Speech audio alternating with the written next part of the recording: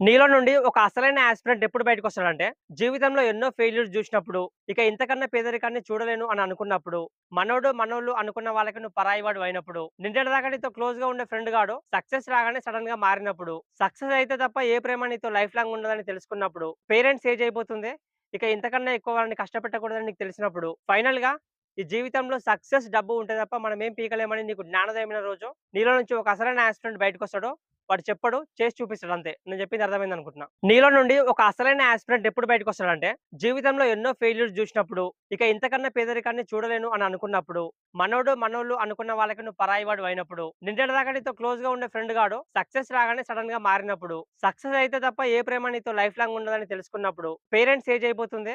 ఇక ఇంతకన్నా ఎక్కువ వాళ్ళని కష్టపెట్టకూడదని నీకు తెలిసినప్పుడు, ఫైనల్‌గా ఈ జీవితంలో సక్సెస్, డబ్బు ఉంటే తప్ప మనమేం పీకలేమని నీకు జ్ఞానోదయమైన రోజు, నీలో నుంచి ఒక అసలైన యాస్పిరెంట్ బయటకొస్తాడు. వాడు చెప్పడు. చేసి చూపిస్తాడు అంతే. నేను చెప్పింది అర్థమైందనుకుంటున్నా.